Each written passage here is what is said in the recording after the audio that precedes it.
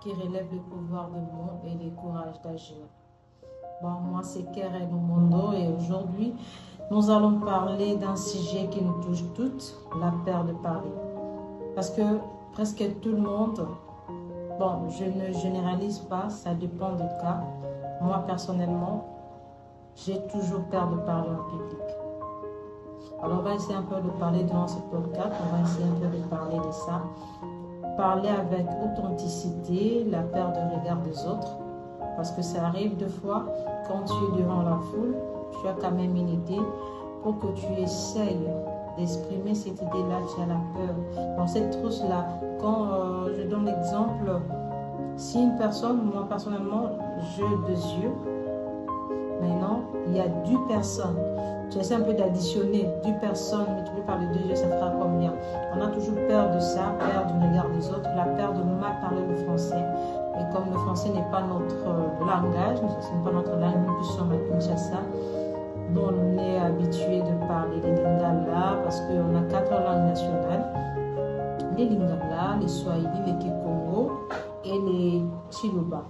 Alors, on a cette peur de mal parler le français, la peur d'être jugé, parce que c'est ça notre société. Quand tu parles mal, on te juge sans pour autant savoir qu'est-ce qui s'est passé, qu'est-ce qui t'a poussé à mal parler, qu'est-ce qui t'a poussé, par exemple, à mal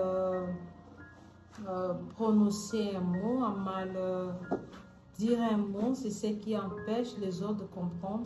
À la place de juger, moi, je demanderais, ayant un peu cette compassion, cette empathie d'essayer de comprendre pourquoi est-ce que cette personne-là a mal parlé le français, pourquoi cette personne-là a la peur du regard des autres, pourquoi est-ce que cette personne-là a peur d'être jugée. Il y a aussi le moment où tu hésites de t'exprimer. Le moment où tu hésites de t'exprimer, ça empêche aussi de bien parler parce que tu te poses des questions. Est-ce que moi, je vais vous donner un exemple. Moi, personnellement, pendant longtemps, oui, jusqu'à aujourd'hui, je ne dirais pas que c'est déjà soigné, non. Pendant longtemps, j'avais peur de parler en public, peur qu'on remarque mes fautes, peur qu'on me critique. Ça, jusqu'à aujourd'hui, j'ai toujours peur qu'on me critique. J'ai tellement peur qu'on me critique.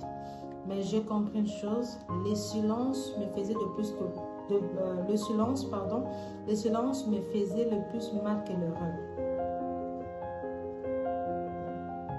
Le silence me faisait le plus mal que l'erreur parce que le fait que je me taisais, je ne disais rien, tout s'est passé à la tête en fait. Tout s'est passé à la tête, je me disais, bon, si je parle avec telle personne, je vais mal parler, la personne va me juger. Et si je suis en public, je suis devant une personne, si elle essaie un peu de donner mon idée, je peux avoir une idée. S'il y a un débat, j'ai une idée, mais j'ai peur de le dire parce que je me dis, si j'essaie de dire ça, les gens vont me juger. Alors, pour ne pas être